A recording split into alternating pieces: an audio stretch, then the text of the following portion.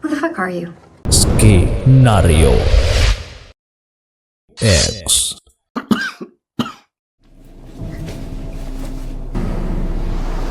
What's happening? Come out until I come for you. Stay.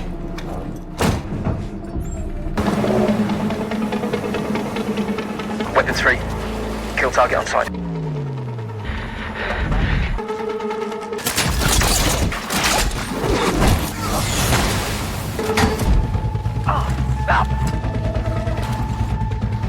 Spread out. Box him in.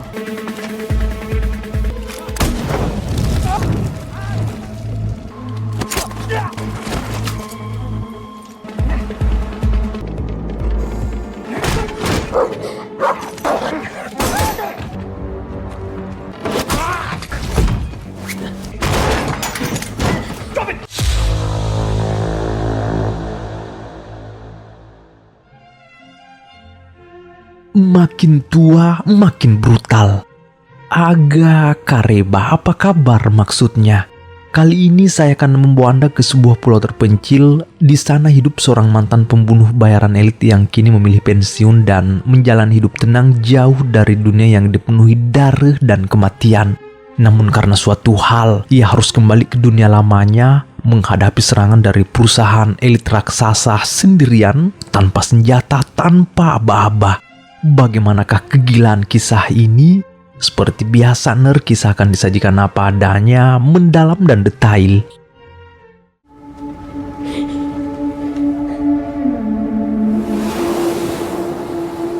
Di dunia yang semakin kacau ini, kadang tempat paling aman bagi sebagian orang justru pulau tak berpenghuni.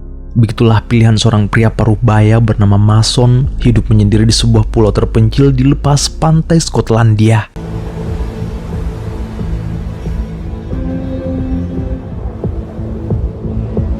Memilih mengasingkan diri tentu bukan tanpa alasan. Usut punya usut, Mason adalah mantan pembunuh bayaran pemerintah Inggris yang memilih pensiun, meninggalkan kehidupan lamanya yang dipenuhi darah dan kematian. Ia kini hidup tenang bersembunyi di pulau itu ditemani anjing hitamnya yang setia, Ner. Hidupnya cenderung sangat membosankan dan nyaris tak pernah bersosialisasi dengan dunia luar.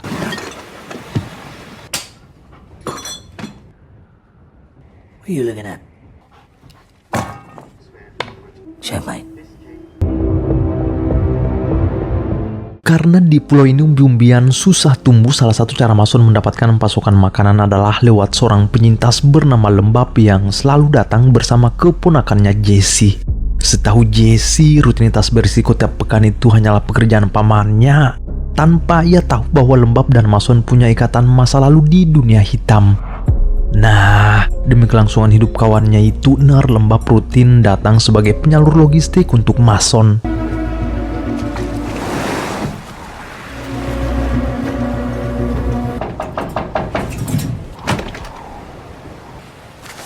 People just say thank you.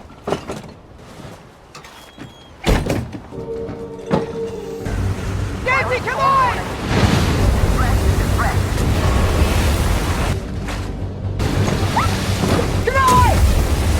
Tepat hari ini saat Jesse mengantar makanan ke tempat Mason, badai besar tiba-tiba menerjang lepas pantai Skotlandia. Lembab tertahan di perahu, sialnya Jesse yang berusaha kembali ke kapal sang paman malah tersapu ombak, tenggelam dan terjerat jaring. Mason yang melihat itu dari balik jendela mercusuar langsung bergerak cepat, menarik perahu dan terjun ke laut.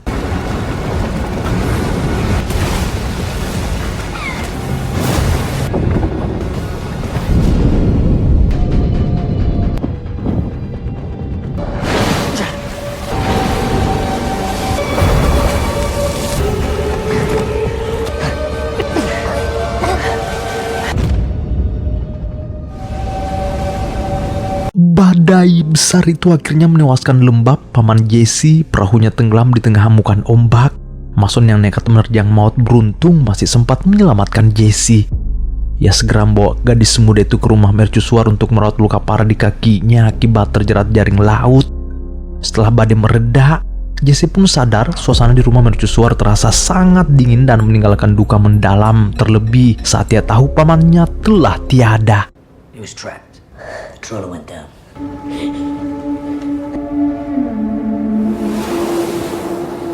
Jesse yang masih shock dan menderita luka parah di kakinya mulai menyadari bahwa pria misterius yang menyelamatkannya ini bukan orang biasa.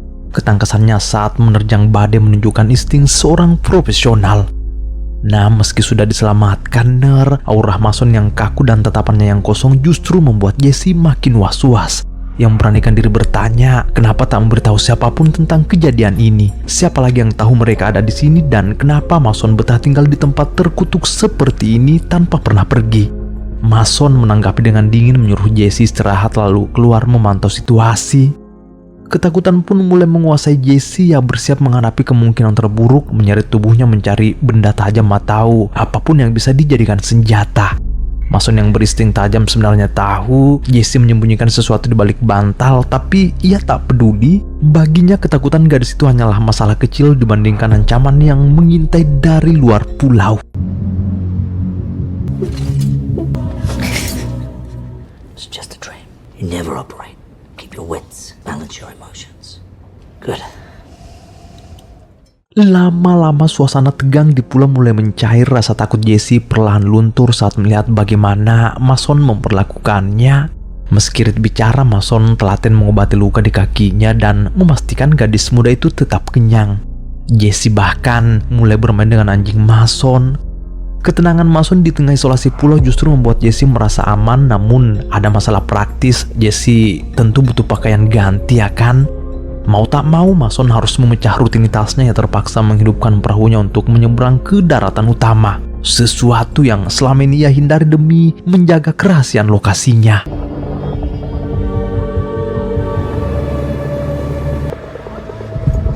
Mason membeli semua keperluan Jesse mulai dari pakaian hingga obat-obatan. Tanpa ia sadari, pergerakannya keluar dari pulau menjadi celah yang selama ini ditunggu markas besar Thea.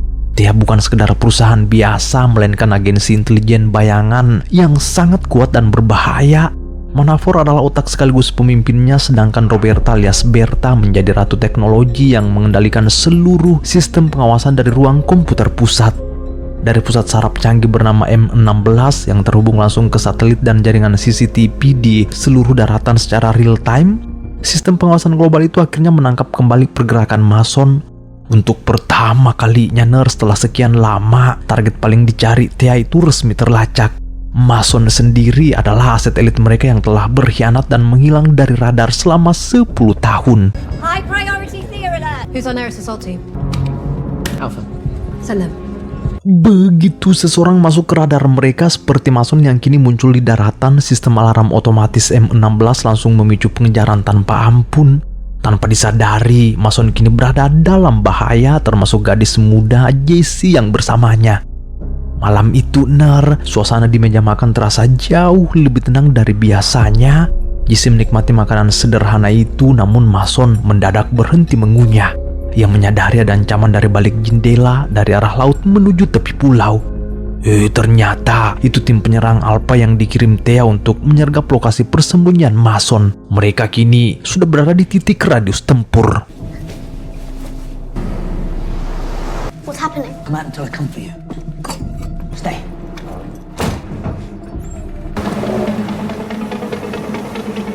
Weapons free. Kill target on sight.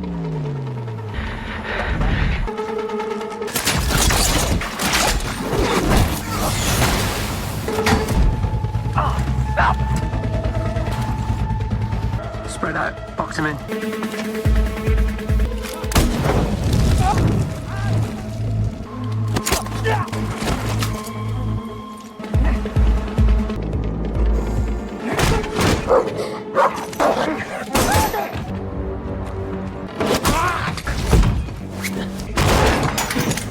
Stop it! Found the girl. Extracting her now.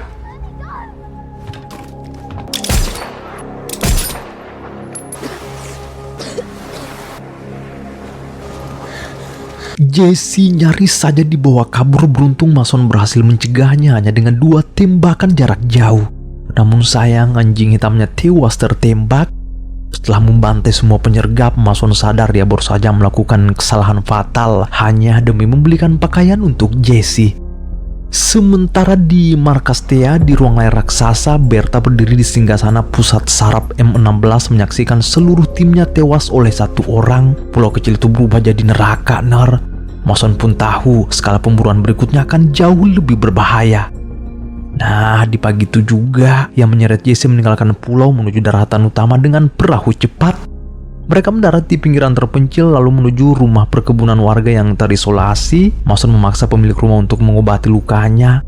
Ia sadar sistem pengawasan Thea tak akan memberinya celah setelah dirinya terlacak.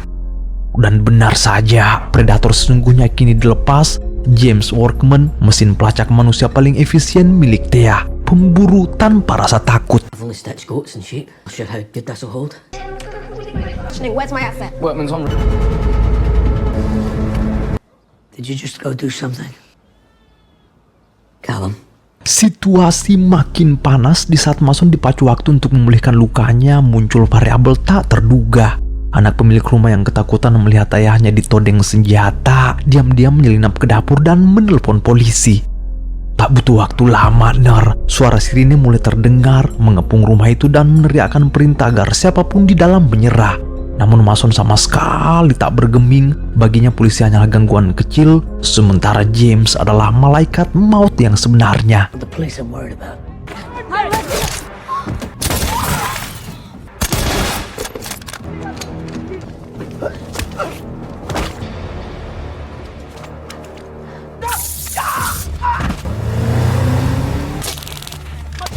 Keep your head down. Stay down and hold on. He's turned off his comms. Mason tak punya pilihan, ia bergerak cepat dengan presisi mematikan melumpuhkan para petugas yang menghalangi jalannya. Yang merebut paksa mobil patroli melempar Jesse ke kursi penumpang lalu tancap gas. Melihat Jesse tegang, Mason sempat bergurau santai. Nah, kini hanya latihan adrenalin biasa. Malah Jesse makin mandi keringat. Namun situasi terus memaksanya untuk berani, terlebih James bukan lawan yang mudah dikocok. Aksi kejar-kejaran brutal pun pecah di jalanan sempit pinggiran kota Skotlandia.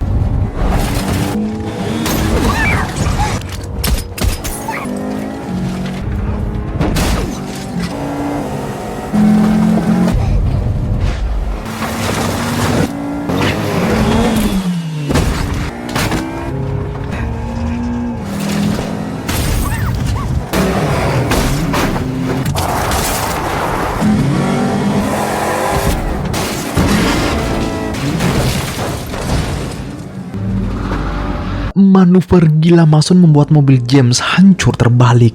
Namun sang pemburu masih sempat merangkak keluar dan selamat. Mason tak mau membuang waktu, tetap tancap gas lalu menukar mobil patroli itu dengan kendaraan warga di pemukiman terdekat untuk menuju jantung kota London.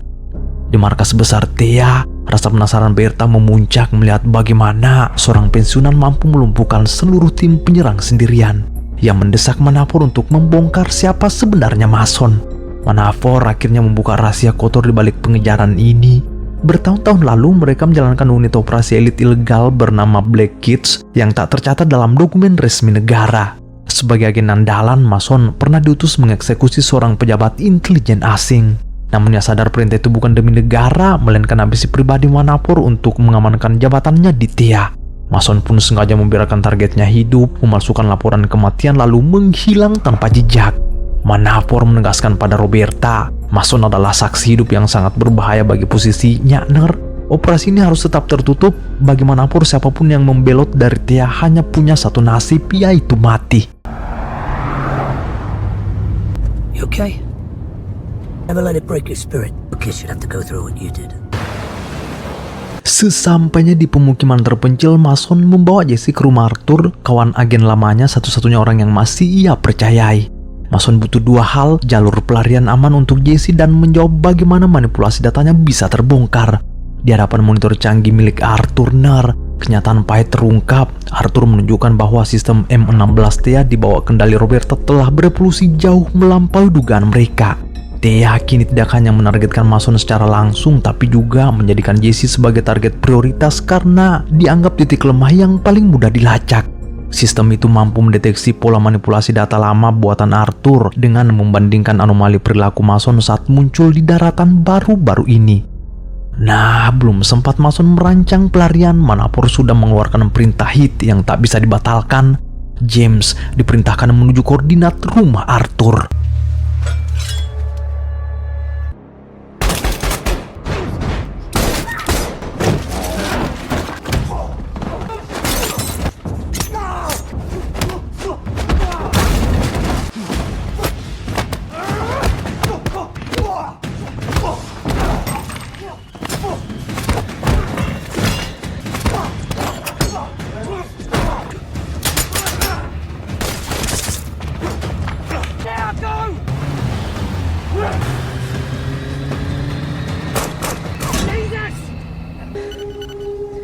Lagi-lagi James dipermalukan. Koordinasi taktis Mason dan Arthur membuat pemburuan di rumah terpencil itu berantakan.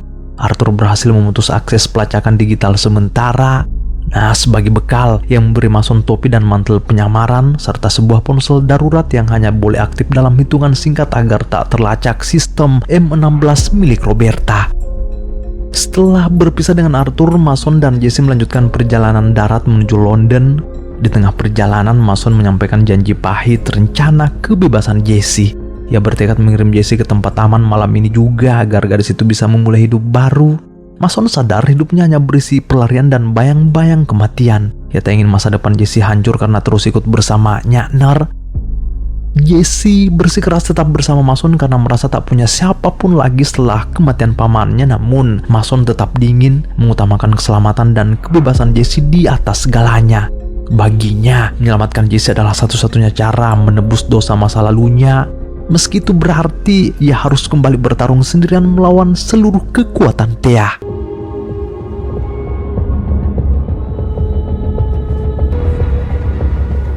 Setibanya di London, Mason membawa Jesse ke sebuah klub malam milik Kamal, seorang pensiunan elit yang kini menguasai bisnis hiburan malam. Mason meminta bantuan Kamal untuk memalsukan paspor dan mengatur keberangkatan Jesse menuju tempat persembunyian rahasia di Spanyol. Namun keamanan Mason runtuh seketika saat ia melangkah masuk ke dalam klub. Sistem pemindai wajah milik Roberta kembali berhasil mengidentifikasi Mason dengan presisi tinggi. Manafort yang sudah habis kesabaran tak lagi mengirim tim kecil. Ia langsung mengerahkan penangkapan skala besar untuk mengepung area tersebut. Passport, ID, and 20,000. This is Achilles' heel. Use that to your advantage. 30 seconds out, sir. This is Zulu. 2 minutes. Then now! Now!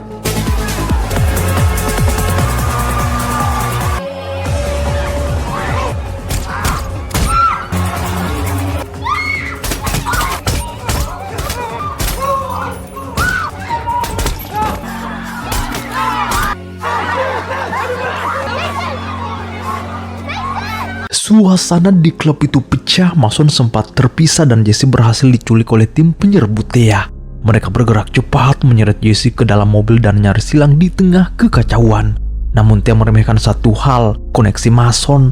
Arthur yang memantau dari balik layar berhasil melakukan pelacakan balik secara real time lewat alat komunikasi darurat yang memberikan koordinat tepat di mana mobil penculik itu berada.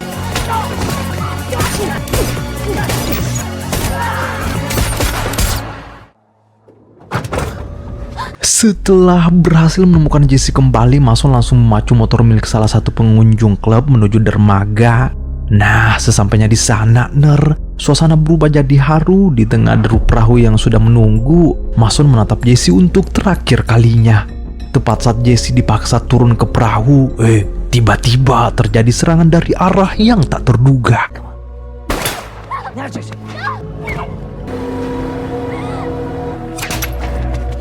Ternyata itu James. Kali ini yang muncul seperti iblis yang haus darah. Refleks, Mason langsung melempar Jesse turun ke perahu. Dan ya,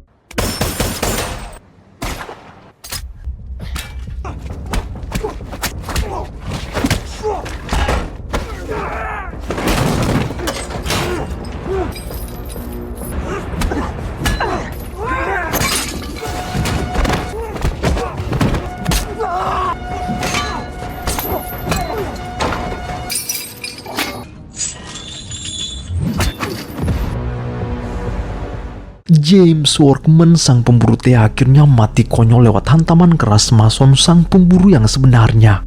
Sementara itu, Jesse telah berhasil dibawa pergi oleh perahu menuju Spanyol. Nah, di keesokan paginya, suasana di kediaman mewah Manapur di pinggiran London tampak tenang. Ia bersantai menikmati minumannya, merasa di atas angin karena mengira semua saksi telah dibungkam. Namun dadanya tiba-tiba berkedut saat menoleh ke arah jendela yang menghadap ke halaman. Ia heran melihat para penjaga elitnya sudah tergeletak di atas rumput tanpa sempat mengeluarkan suara alarm sedikit pun. Ternyata You were my dearest, and then you broke the rules. Conscience first and the mission second. Above all, loyalty. You're the very reason I didn't pull the trigger 10 years ago. I don't want that either. And why I have to now.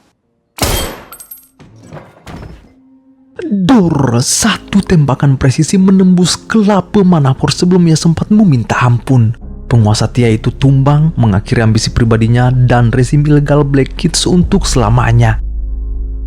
3 bulan kemudian kita dibawa ke Ronda Spanyol. Kota di atas tebing itu terasa begitu damai. Di sebuah kafe kecil terlihat seorang gadis muda yang kini jauh lebih tenang.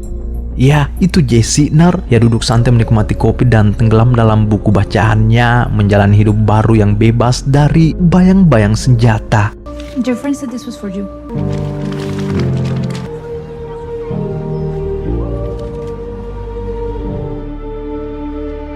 Just having some cocoa and reading a book. It's a matter of when. Saya pamit undur diri, sampai jumpa di kisah seru lainnya. Bye.